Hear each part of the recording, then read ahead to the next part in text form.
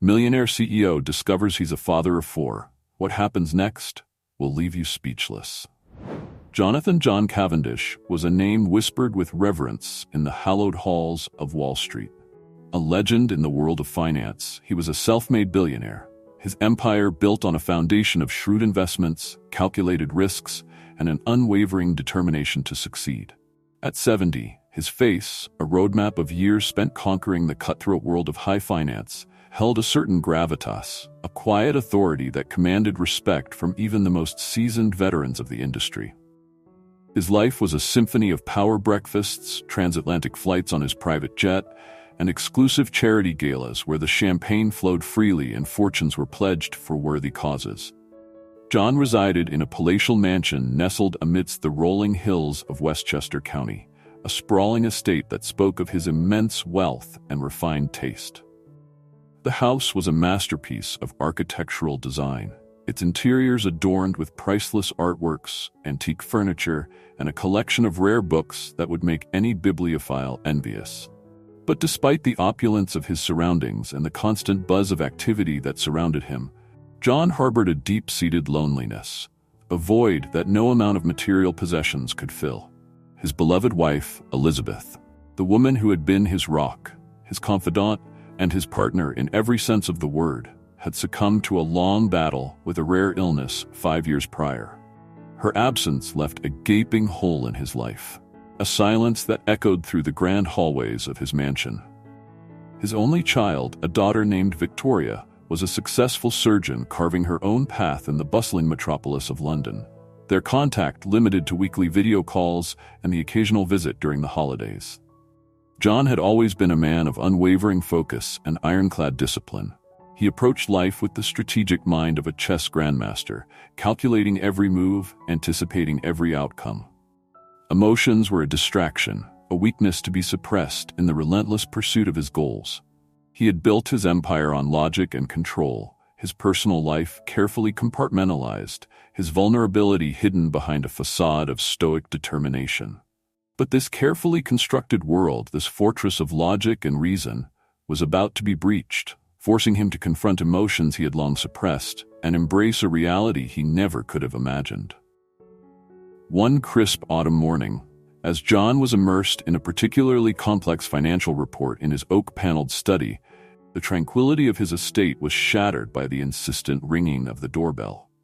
His loyal butler, Mr. Thompson, a man who had been with him for over 2 decades and knew his aversion to interruptions, wouldn't have disturbed him unless it was a matter of utmost importance.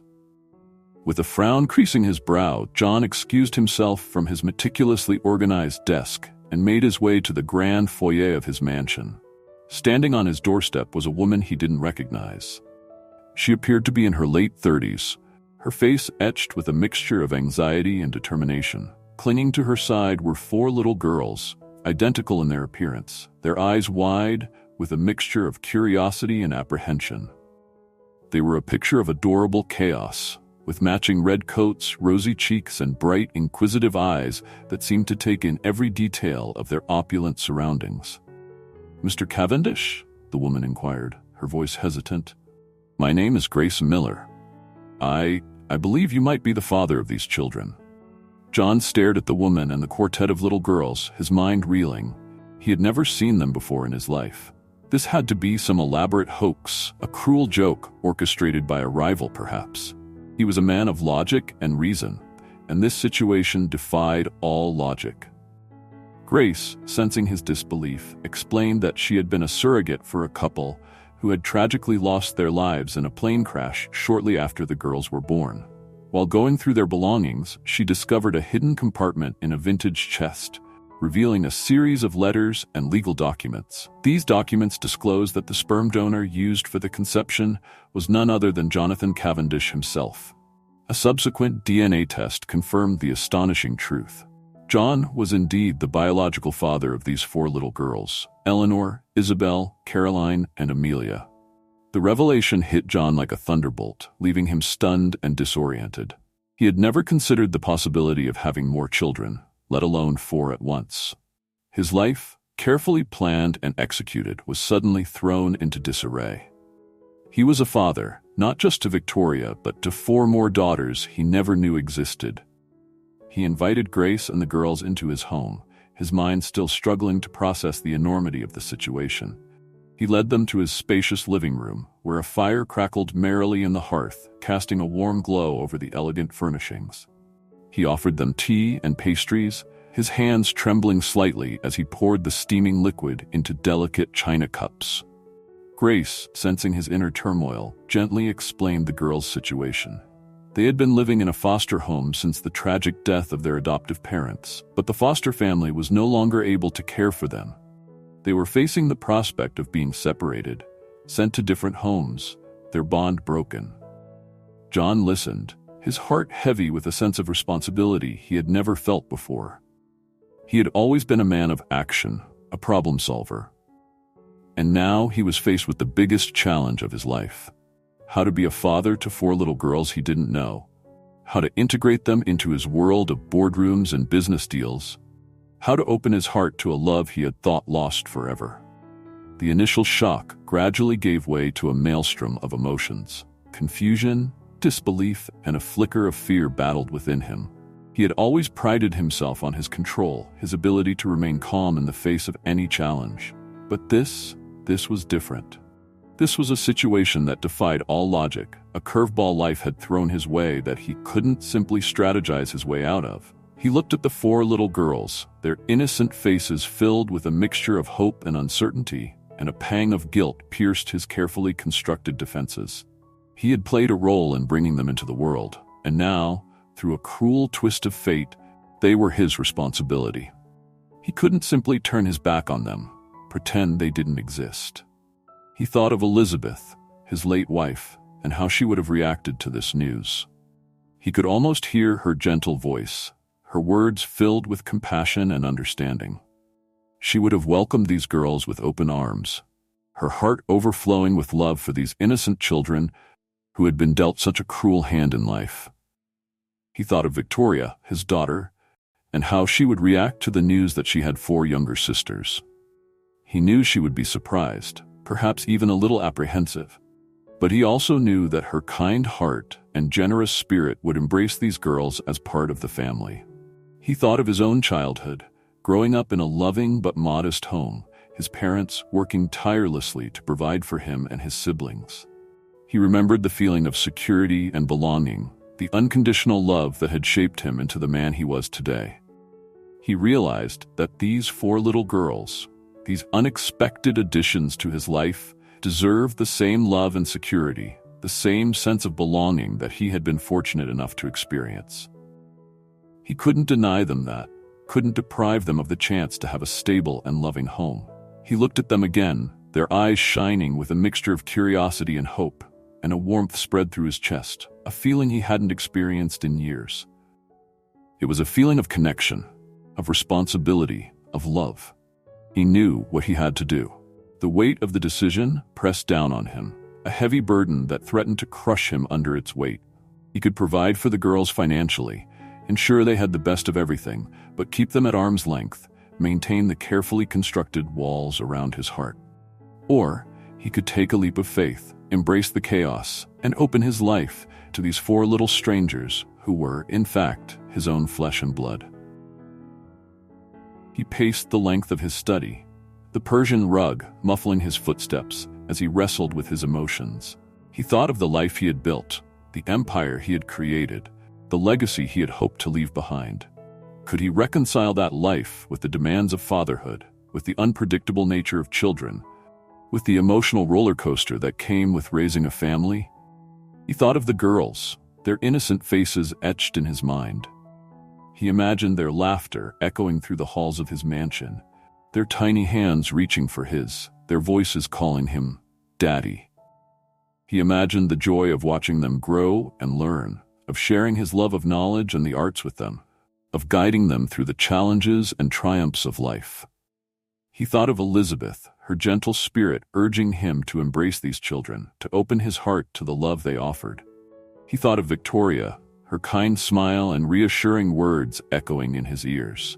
He thought of the legacy he truly wanted to leave behind, not just an empire of wealth and power, but a family built on love and connection. And with a newfound clarity, he made his decision. He would embrace these 4 little girls, these unexpected blessings, and welcome them into his life with open arms. He would become the father they deserved, the father he had never allowed himself to be. The consequences of his decision were immediate and far-reaching. His meticulously organized world was turned upside down. His mansion, once a haven of tranquility and order, was transformed into a whirlwind of activity. The sound of children's laughter echoed through the grand hallways, replacing the silence that had reigned for so long. His days, once filled with meetings and conference calls, were now punctuated by school runs, ballet recitals, and the constant demands of 4 energetic little girls. His staff, accustomed to his strict routine and unwavering focus, were thrown into a state of bewildered amusement. Mr. Thompson, his ever-loyal butler, found himself adapting to the presence of 4 energetic youngsters, his impeccable composure occasionally faltering as he navigated the chaos of tea parties and impromptu dance performances. Mrs. Peabody, the stern housekeeper, surprised everyone, including herself, by transforming into a surrogate grandmother, her stern facade melting away as she baked cookies and read bedtime stories. The business world, always quick to judge and speculate, watched with a mixture of curiosity and skepticism. Could Jonathan Cavendish, the ruthless Wall Street titan, truly balance the demands of his empire with the responsibilities of fatherhood? Or would this sudden change in his personal life derail his carefully constructed career? News of John's newfound family spread like wildfire through the upper echelons of New York society and the financial press. His business rivals, sensing an opportunity to capitalize on his perceived distraction, began circling like sharks, eager to snatch away his clients and undermine his deals. But John, to their surprise, remained unfazed. He had always been a master strategist, a man who could anticipate his opponent's moves and counter them with calculated precision. He delegated more responsibilities to his trusted lieutenants, streamlining his workload to create more space for his family. He proved to the world that he could be both a devoted father and a formidable business leader. Victoria, his daughter, initially surprised and somewhat apprehensive about the news, flew in from London to meet her new sisters. She had always craved a closer relationship with her father, but his emotional distance and relentless focus on his career had created a barrier between them. Now, seeing him interact with the girls, his gruff exterior softening under their innocent affection, Victoria began to see a different side to the man she thought she knew. She watched as he patiently taught Eleanor, the eldest and most studious of the 4, how to play chess, his brow furrowed in concentration as he explained the intricacies of the game. He saw the twinkle in his father's eyes as he twirled Isabel, the budding artist, around the ballroom, her laughter echoing through the grand space. He witnessed the gentle way he comforted Caroline, the sensitive one, when she scraped her knee, his voice soothing and reassuring. And he felt a pang of warmth in his own heart as he watched John read bedtime stories to Amelia, the youngest and most mischievous, her tiny hand clutching his with unwavering trust. Victoria began to realize that these 4 little girls weren't just a disruption to her father's life, but a catalyst for change, a chance for him to reconnect with his own humanity, to rediscover the joy and love he had buried beneath years of ambition and control. She also found herself drawn to her new sisters, their vibrant personalities and infectious enthusiasm, a welcome contrast to her own more reserved nature. She spent hours with them, exploring the vast grounds of the estate, playing games in the sprawling gardens, and sharing stories of her life in London. The presence of the girls not only transformed John's life, but also breathed new life into the Cavendish mansion. The once quiet and formal atmosphere was replaced by the joyful sounds of children's laughter, the patter of tiny feet on the marble floors, and the constant chatter of 4 inquisitive minds. The staff, initially hesitant about the sudden influx of youthful energy, found themselves charmed by the girls' infectious enthusiasm and genuine affection. They became willing accomplices in their games and adventures, their days filled with unexpected delights and heartwarming moments. John, a man who had always kept his emotions at bay, found himself navigating the uncharted waters of fatherhood with a mixture of trepidation and surprising delight. He discovered a newfound patience he never knew he possessed, his gruff exterior softening under the warmth of their affection. He learned to decipher the nuances of their individual personalities, to appreciate the unique spark that each girl brought to his life. Eleanor, the eldest, was a miniature version of his late wife, Elizabeth, with the same quiet intelligence and thoughtful demeanor.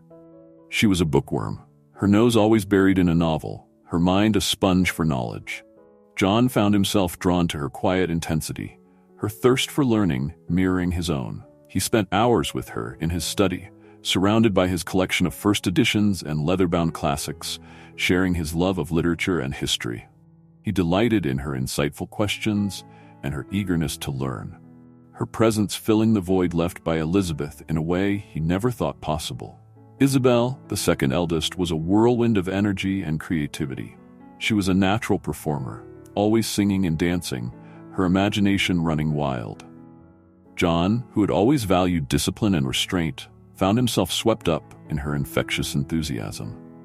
He enrolled her in ballet classes, watched with pride as she twirled across the stage, her movements graceful and expressive. He encouraged her artistic talents, providing her with a dedicated art studio in the mansion, where she could unleash her creativity on canvases and sketchbooks. Caroline, the third daughter, was the sensitive one, her emotions close to the surface. She was a gentle soul, with a deep empathy for others and a love for all creatures great and small. John, who had always struggled to express his own emotions, found himself drawn to her vulnerability. He spent hours with her in the greenhouse, tending to her collection of exotic plants, learning to appreciate the beauty of nature and the delicate balance of life. He encouraged her compassion, supporting her volunteer work at the local animal shelter, where she showered abandoned animals with love and care. And then there was Amelia, the youngest, a bundle of pure joy and mischief. She was a constant source of laughter and cuddles, her hugs and kisses melting his heart. John, who had always been reserved with his affections, found himself showering Amelia with attention, his gruff voice softening as he sang her silly songs and tucked her into bed at night. He delighted in her playful antics, her infectious laughter filling the house with joy. The girls in turn brought a vibrancy to John's life that he had long forgotten. They filled his home with laughter and music, their presence a constant reminder of the simple joys of life.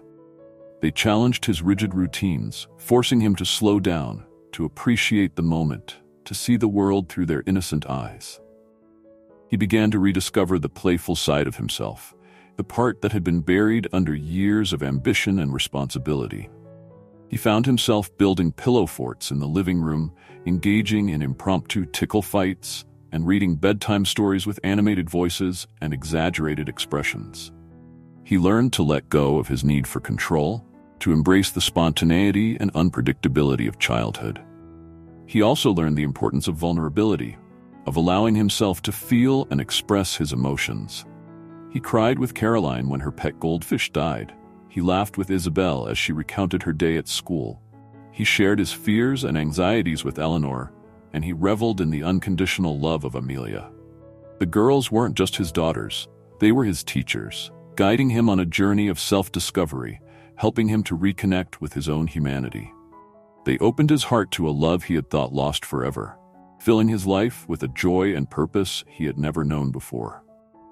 The annual Cavendish Foundation Gala, a prestigious event attended by the crème de la crème of New York society, was fast approaching. John, always the consummate host, was determined to make it a success, despite the challenges of juggling his new family responsibilities. He decided to introduce his daughters to the world, a public declaration of his acceptance of his new reality, a celebration of the family he had found. The gala was in full swing, the grand ballroom of the Plaza Hotel shimmering with the light of 1,000 chandeliers. The air filled with the murmur of conversation and the lilting strains of the orchestra. John, impeccably dressed in a tailored tuxedo, moved through the crowd with ease, greeting his guests with his usual charm and charisma. His daughters, dressed in their finest attire, were the stars of the evening, their youthful energy and infectious laughter captivating everyone they met. Eleanor, poised and articulate, charmed the guests with her intelligence and wit. Isabel, a vision in a flowing gown, captivated the audience with an impromptu ballet performance, her movements graceful and expressive. Caroline, her shyness overcome by the excitement of the evening, charmed everyone with her gentle nature and infectious smile. And Amelia, the life of the party, flitted through the crowd like a social butterfly, her laughter echoing through the ballroom. John watched his daughters with pride, his heart swelling with love and gratitude. He had never felt so complete, so fulfilled. His life, once defined by logic and control, was now overflowing with love and laughter. He had found a happiness he never thought possible, a sense of belonging that transcended the boundaries of his wealth and success. But as the evening progressed, a sense of unease began to creep in. Amelia, the youngest and most mischievous of the four, was nowhere to be found. John searched the ballroom, his heart pounding in his chest, his eyes scanning the crowd for any sign of his daughter. He checked the adjoining rooms, the hallways, even the restrooms. But Amelia was nowhere to be seen. Panic began to set in. He alerted the security staff, his voice tight with fear as he described his missing daughter. The festive atmosphere evaporated, replaced by a sense of urgency and concern. Guests whispered amongst themselves, their eyes filled with worry as they watched the frantic search unfold. John, his mind racing, tried to retrace his steps, to remember the last time he had seen Amelia.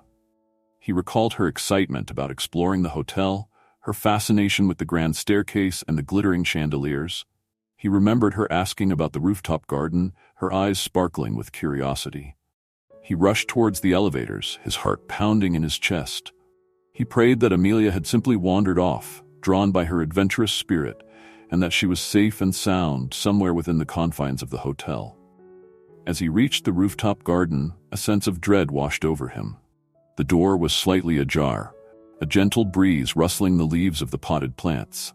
He stepped inside, his eyes scanning the dimly lit space, and then he saw her.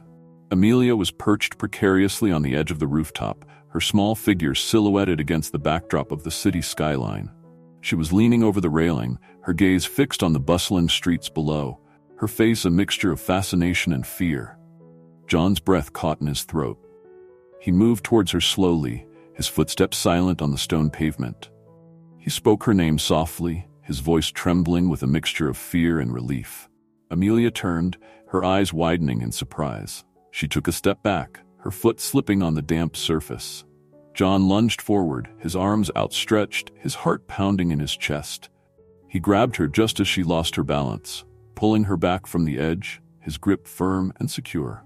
He held her close, his body trembling with relief, his heart overflowing with love for this precious child who had almost slipped away from him. The incident at the gala shook John to his core. He realized that his daughters weren't just an added responsibility, but a precious gift, a constant reminder of the fragility of life. He vowed to protect them, to cherish every moment with them, to never take their presence for granted.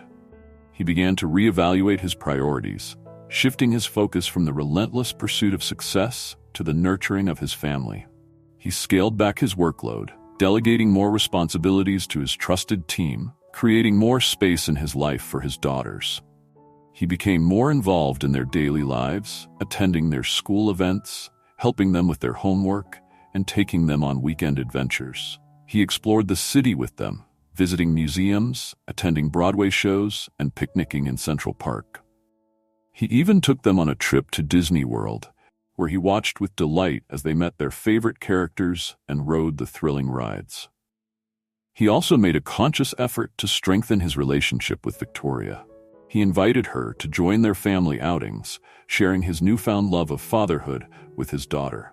He opened up to her about his fears and insecurities, his regrets about the emotional distance that had existed between them for so long. Victoria, in turn, responded to her father's vulnerability with understanding and compassion. She saw the genuine effort he was making to be a better father, not just to her sisters, but to her as well.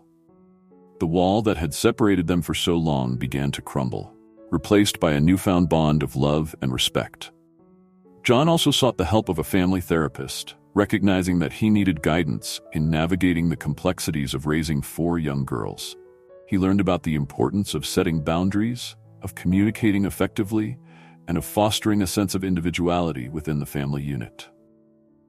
He discovered that being a father wasn't just about providing for his children's material needs, but also about nurturing their emotional and spiritual well-being. He learned to listen to their concerns, to validate their feeling, to encourage their dreams. He also learned to forgive himself for his past mistakes, for the years he had spent prioritizing his career over his family. He realized that it was never too late to change, to grow, to become the father he had always wanted to be. One sunny spring afternoon, while playing with his daughters in the backyard of his mansion, John stumbled upon a box of old photographs. He sat down on the grass, his daughters gathered around him, their eyes wide with curiosity as he flipped through the faded images. He showed them pictures of himself as a young boy, growing up in a small town in Ohio, his childhood filled with simple pleasures and close-knit family ties. He showed them pictures of his parents, their faces etched with love and pride, their hands clasped tightly together. He showed them pictures of Elizabeth, her radiant smile illuminating every frame, her presence a constant reminder of the love they had shared. As he looked at the photographs, a wave of nostalgia washed over him. He remembered the carefree days of his youth, the unconditional love of his parents, the unwavering support of his wife. He realized that he had spent years chasing a dream of success, a dream that had taken him far away from the things that truly mattered. He looked at his daughters, their faces filled with wonder as they listened to his stories, their eyes shining with love and admiration.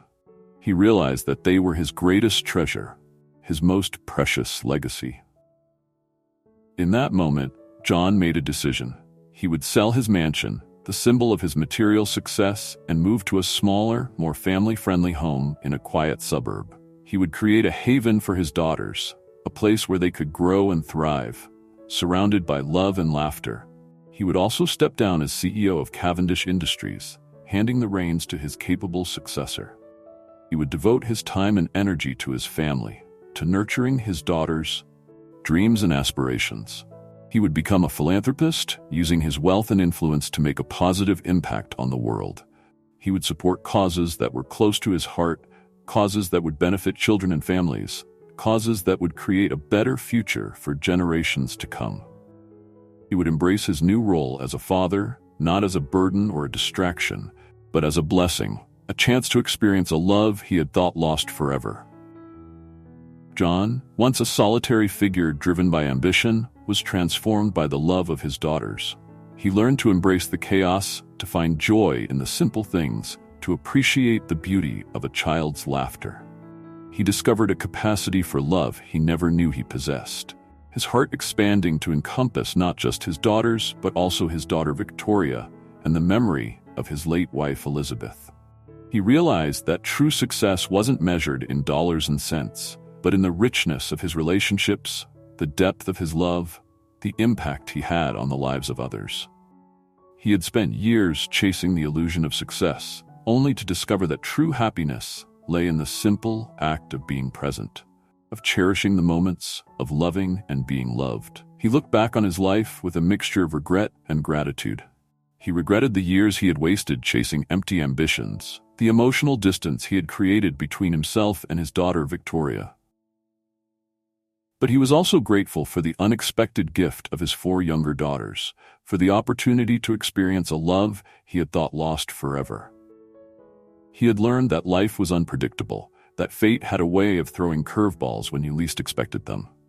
But he had also learned that even the most unexpected challenges could lead to the greatest rewards. He had discovered that vulnerability wasn't a weakness, but a strength. That opening his heart to love, even if it meant risking pain, was the key to true happiness. He had learned that it was never too late to change, to grow, to become the best version of himself.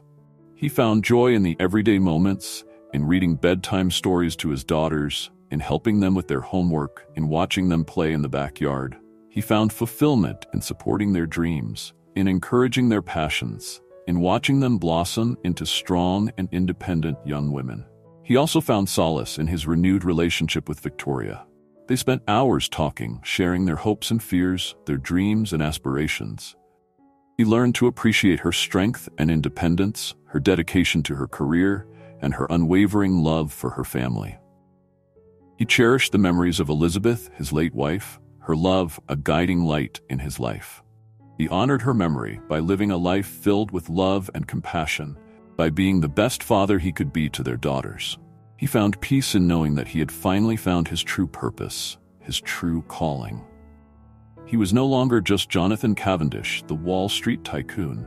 He was John, the loving father, the caring grandfather, the man who had finally found true happiness. Years passed, and John's life continued to evolve.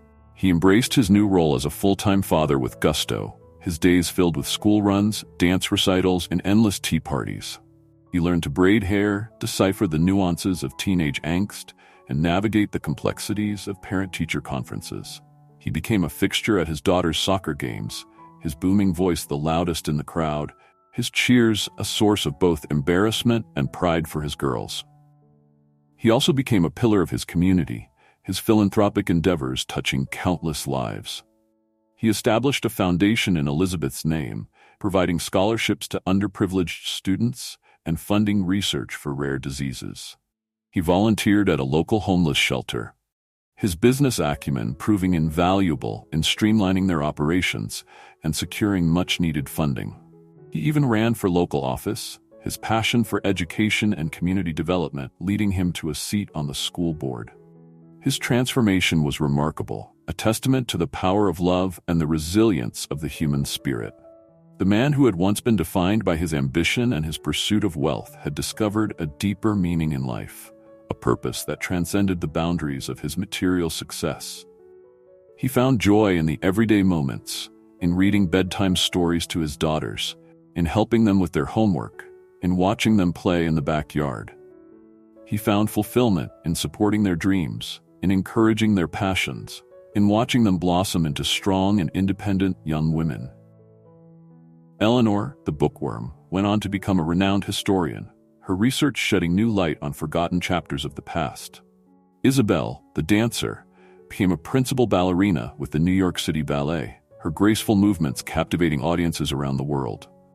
Caroline, the sensitive one, became a veterinarian, her compassion for animals extending to all living creatures. And Amelia, the mischievous one, became a successful entrepreneur, her infectious energy and creative spirit leading her to create a thriving business empire. John watched his daughter's successes with pride, his heart swelling with love and admiration. He had given them the foundation to pursue their dreams, to make their mark on the world, to live lives filled with purpose and meaning. He also found solace in his renewed relationship with Victoria. They spent hours talking, sharing their hopes and fears, their dreams and aspirations. He learned to appreciate her strength and independence, her dedication to her career, and her unwavering love for her family. He cherished the memories of Elizabeth, his late wife, her love a guiding light in his life. He honored her memory by living a life filled with love and compassion, by being the best father he could be to their daughters. He found peace in knowing that he had finally found his true purpose, his true calling. He was no longer just Jonathan Cavendish, the Wall Street tycoon. He was John, the loving father, the caring grandfather, the man who had finally found true happiness. As he sat on the porch of his suburban home, watching his daughters play with their own children, a smile spread across his face. He had come full circle, his life a testament to the transformative power of love and the enduring strength of family. He had discovered that true wealth wasn't measured in dollars and cents, but in the richness of his relationships, the depth of his love, the legacy he would leave behind. He had learned that life was a journey, not a destination, and that the greatest treasures were often found in the most unexpected places.